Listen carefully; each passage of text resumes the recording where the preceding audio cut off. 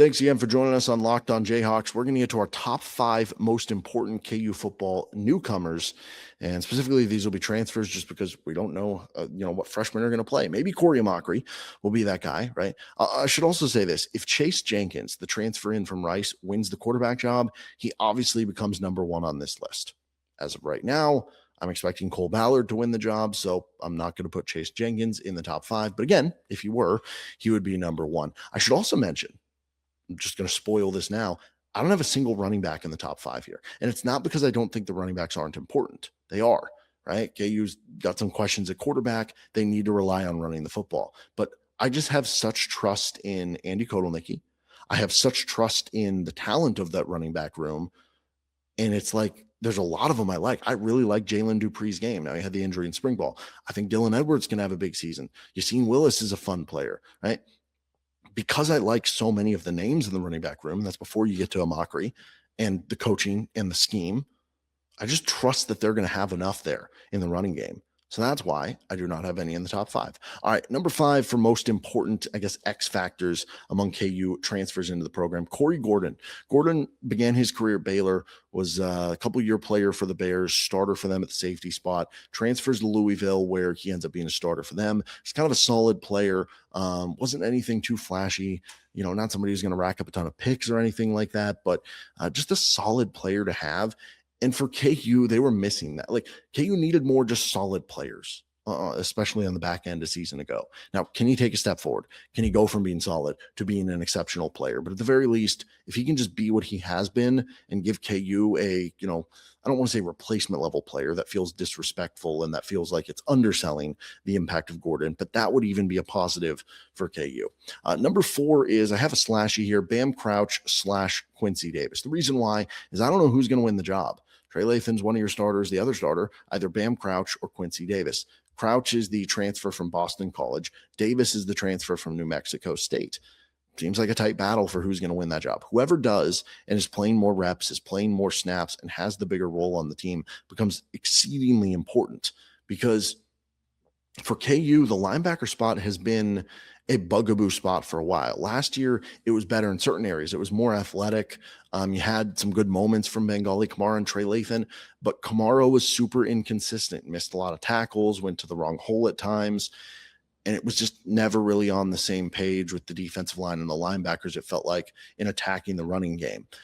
Well, that becomes really important this year with one of those guys filling in that spot. That can you find improvement from the linebacker position and have KU's best season from the linebacking core? And that would go a long way to helping fix the defense.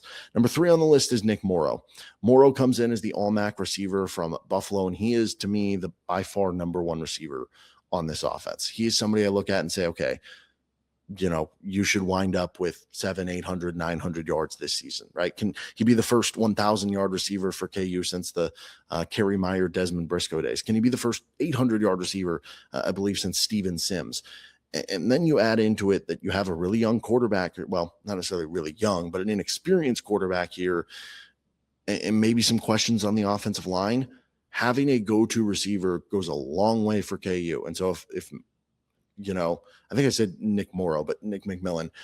If Nik McMillan can, do what he did those final 9 games at Buffalo and carry that into what he does at KU and can be that impactful receiver, it's going to open up the running game. It's going to make life so much easier on some of those quarterbacks. Okay, so Nik McMillan in at number 3. Number 2 is another Nick Morrow, and he is the right tackle coming in from Cal. I thought he was going to come in and play left tackle. Sounds like he's going to be the right tackle with Clements on the left.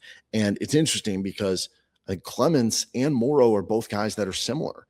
They're taller offensive linemen. Clements like 6'7", Morrow like 6'8", who at times can struggle with speed rushers. I think part of that is the height, that, if you play somebody with a good bend, they have to really get down there to get those guys. And that'll be a big question for Morrow. Can he improve on that? And if you look at the offensive line, if Morrow and Clements have good seasons, it's going to be an awesome offensive line, in my opinion, because I like the interior of it. Like, I think that Amir Herring is a stud at the guard position. Whoever wins the job between Connor Stroh and Tabaki Tuiko-Lovato, I think will at least be a competent starter for you. With Kason Carpenter, that one, it remains to be seen. We'll see how that one goes. But if you get good tackle play from both guys, the offensive line is going to be a weapon for KU, and it's going to open up the young quarterback, make their life so much easier, especially as they're trying to get comfortable. It's going to open up the running game. The flip side, if Morrow's getting beat a lot, if Clements is getting beat a lot, what does that do for a quarterback position we already have questions about? So I have Nick Morrow in at number 2. Number 1 on the list, though, is actually Eamon Smalls. And, had Trayvon McAlpine not gotten hurt in spring ball, I don't know if Smalls would have been on this list. But now that McAlpine is hurt, and I think McAlpine was who I was projecting to start next to Blake Harrell at the defensive tackle spot, not just start, be an impactful player on the defensive end. McAlpine, we don't know how much time he's going to miss. Could it be a full season? Could it be half the season? We don't entirely know. Well, that's an opportunity for Eamon Smalls, who had some good production at UAB a season ago, but can he carry that over to Big 12 play? And if he can be a good starting D tackle in the Big 12, that goes a long way for KU being a better run defense in general. That goes a long way to KU being able to overcome the loss of Trayvon McAlpine versus if there are some struggles jumping up, then you start looking and you're like, okay, now our depth at defensive tackles tested a lot more than I thought it was going to be when we initially added Smalls and McAlpine to the fold. So you look at the KU defense needing to be better in general. Eamon Smalls is going to have a big hand in that and a big body in that in trying to plug the run up the middle. All right, that'll do it for this episode of Locked on Jayhawks. You can find our show anywhere you get your podcast, including on our YouTube page where you can like and subscribe to the show. See you next time.